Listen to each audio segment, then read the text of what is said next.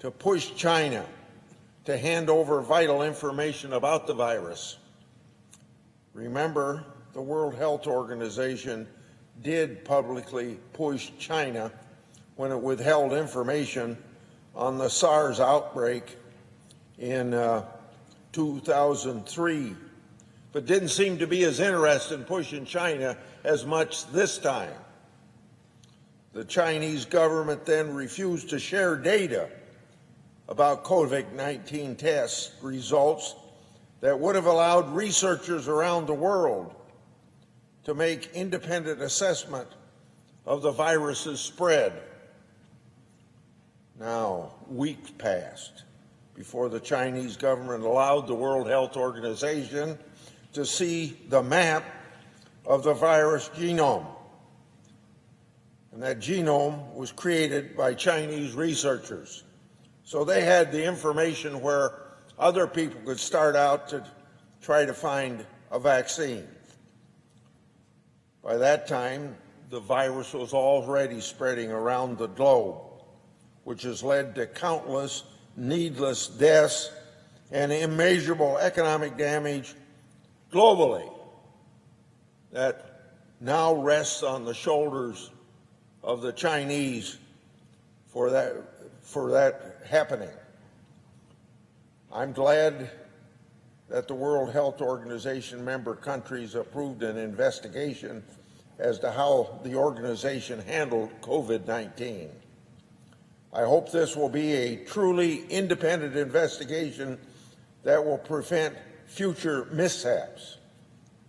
Now, in the meantime, we already know enough about the actions by the World Health Organization management to warrant immediate changes. Politics must never again get in the way of those medical professionals in the organization that are actually dedicated to fulfilling World Health Organization's mission to share accurate and timely public health information and at the same time save lives. I yield the floor and suggest the absence of a quorum. Clerk will call the roll. Mr. Alexander.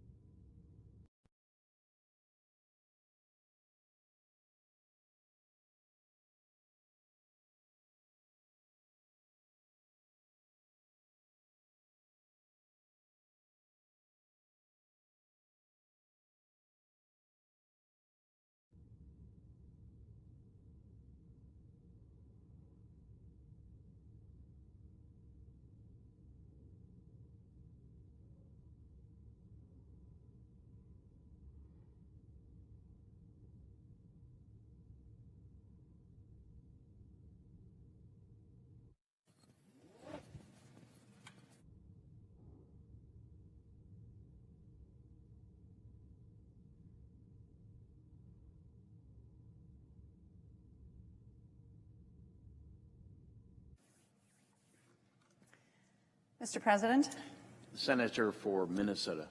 I ask that the quorum call be vitiated. Without an objection. Mr. President, last week I attended a memorial service for my constituent, Mr. George Floyd, who was murdered by Minneapolis police. Like so many Minnesotans, my heart is broken for Mr. Floyd and his family, and for a Black community that has been here too many times. And I will once again add my voice to the chorus demanding that the police officers responsible for his death face justice. But I keep finding myself thinking that Mr. Floyd's death wasn't just a tragedy, and it wasn't just a crime. It was a failure. It was our failure. Systemic racism is built into every level of our society, and for 400 years, Black and brown and indigenous people have paid its price. Racism isn't just evil, though it is. It's dangerous. And racism isn't just a moral issue, though it is. It's a public health issue. And the death of Mr. Floyd, like the deaths of so many Black and brown people before him, is an indictment of our failure as policymakers to fulfill our first and most important duty, which is to protect the lives of the people that we serve. Black lives matter. We need to say it loud and often, with strength and with purpose. And if we truly mean it, then we need to be very clear about why it is that so many Black and brown lives are being stolen. And that means we can't just point to systemic racism writ large. We have to talk about the police. This is about the impunity with which police officers are allowed to kill Black and brown Americans. This is about a society in which police departments have become fundamentally unaccountable institutions. This is about the fact that law enforcement in America does not deliver equal justice for all. The institutional racism that plagues American law enforcement is real. This is not just a few bad cops. It is the entire culture of policing, a culture that far too often encourages violence, condones abuse, and resists the reforms and accountability at every turn. And this culture kills, and it will continue to do so unless we stop it. And, if we can't see that, if we can't say it, if we aren't ready to use our power and our privilege to address this unforgivable failure, well, then we might as well say nothing at all. So why is it so hard for us to talk about these issues? Why is it so hard to even admit that there is something dangerously wrong about the role that police play in our society? Well, I think in part it's because of the respect that we have for police officers themselves. We ask these men and women to put their lives on the line every single day. Their job is to run to trouble. And hundreds of thousands of police officers in my community and in all of yours fulfill their duty with skill and with courage every day. But I think there is something else lurking behind our inaction. The vast majority of policymakers, especially here in Washington, are white. And the vast majority of the interactions that white people have with police officers are positive. When we are scared or threatened or hurt, well, police officers come to help. And when we hear the siren or we see a blue uniform, we breathe a sigh of relief. And it is uncomfortable for white people to acknowledge that this feeling of relief is really about privilege. And it is uncomfortable to imagine giving up some piece of that privilege. After all, we all want clean, safe streets. We all want quiet, orderly neighborhoods. We want to be able to call 911 when we're in danger and know that the police officers will rush to our aid. And we may even catch ourselves worrying that a police force held accountable for its abuses, its abuse of power against Black and brown bodies, will be a police force a little less empowered to protect us. Often when white people talk about racism, we define it as a hatred that lurks within people's hearts. And then we search within ourselves and we can feel satisfied that we are free of prejudice. But racism, colleagues, is manifested as behavior that hurts, that kills. I mean, who even knows what is in How to Change Hearts and Minds? But we do know, I think, let's start with changing behavior. So this is something that I think about a lot as a Minnesotan. My home state prides ourselves on our legacy of progressive activism. We believe deeply in civic participation, and we're proud to have the highest voter turnout in the whole country.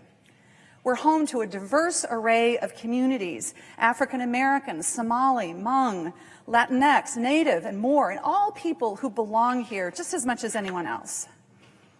And we are home to some of the nation's worst racial disparities. It's not just that black men are more likely to be stopped, more likely to be searched, more likely to be assaulted and killed by police officers. A black or brown or Native child growing up in the neighborhood where George Floyd was murdered can expect worse education outcomes, worse health, fewer opportunities than a white child that lives just a few miles down the road. The truth is, for all the progress that we've made in America over the course of my lifetime, and for all the hearts and minds that have changed, racism was built into the systems, our systems, from the very beginning. And while it is still present in everything from healthcare to education to housing and environmental policy, it jumps off the page when you look at our nation's criminal justice system. Consider this. African Americans make up less than 14% of the population, but they account for 23% of fatal police shootings and nearly 1/3 of our prison population. Studies repeatedly show that black people and white people use drugs at roughly the same rate, but black people are more than twice as likely to be arrested for drug offenses and nearly 4 times as likely when it comes to marijuana. No matter where you look, our criminal justice system unfairly targets black and brown and Native people, threatening their freedom and often their lives. And you can't just blame that on racist cops. That's us doing that. And even if we harbor no hatred in our hearts, we are responsible for the racist impact of a system that was built historically by white Americans to serve white Americans. We are the beneficiaries of a system that killed George Floyd, Breonna Taylor, Ahmaud Arbery, Tatiana Jefferson, Sandra Bland, Ayanna Stanley Jones, Rekia Boyd, Jessica Hernandez, Eric Salgado, Philando Castile, Jamar Clark, and so many others. So that's a hard thing to admit. But right now, hundreds of thousands of our fellow citizens are demanding that we face this ugly truth. The people marching in our streets have watched us forgive ourselves time and time again for failing black and brown Americans like George Floyd. And they're angry, and they are grieving, and they are exhausted. And this time, they won't be denied. You know, it may make us uncomfortable to hear this anger, to see the images on television, to experience this turmoil when our country is going through so much already. But that is the whole point of protest. This crisis has long deserved our attention, and because we withheld that attention, these protesters are demanding it now. We cannot claim to support the goal of justice if we object to being confronted with the reality of injustice. We cannot walk away from this moral crisis. We've done that too many times after too many deaths. And every time we do, we fail the next black or brown American who dies in police custody. I just can't live with that. We have to take a change. And this time, white people have got to get past our discomfort. Black and brown people have been trying for too long to tell us that systemic racism isn't just limiting their opportunities, it is killing their children. To the communities of color in Minnesota, who I am proud to represent, I want you to know that I hear you and that I will do everything I can to make sure that everyone here in Washington hears you too. Most of all, We have to devote our time and our energy and our resources and our platforms, our power and our privilege to helping this movement succeed. As Pastor Billy Russell from the Greater Friendship Missionary Baptist Church in Minneapolis said to me, "We need to make it right. It's not right now, but we need to make it right." Mr. President, I want to tell my Minnesota community, my colleagues, and the American people exactly how I want to use my power and my privilege to help make it right. And in the coming weeks, my office will be moving forward with legislative action focused on 3 priorities. First, fundamentally transforming the role of the police in our society, from the way we fund and train and equip officers to the relationships between departments and the communities that they serve. We must rethink the responsibilities we assign to the police and the authority we give them to fulfill those responsibilities. We need to reimagine and reinvent American policing from the ground up. Second, we must fix the systems and police departments that obstruct accountability and transparency at every turn. Our system effectively puts cops above the law by insulating them from civil and criminal liability for their actions. This leads people of color to conclude that they can't trust the police, and it leads the police to conclude that they'll never face consequences for crossing the line. They're both right. So this means something is wrong. If we want to change the way officers act, we need to change the rules that shield them from accountability. Accountability and preventing this misconduct from being ignored will not only help police departments responsible for perpetuating violence and unequal justice, but it will help prevent violence and injustice the next time. The Justice for Policing Act, led by my colleagues, Senator Harris and Senator Booker, is an important step forward. I am proud to support it, and I urge all of my colleagues to join in. Racism is about behavior. You know, we can't legislate what police officers believe, but we can and we must legislate how they behave. Third, restoring the communities that have been torn apart by injustice. In the Twin Cities, neighbors are already coming together to clean up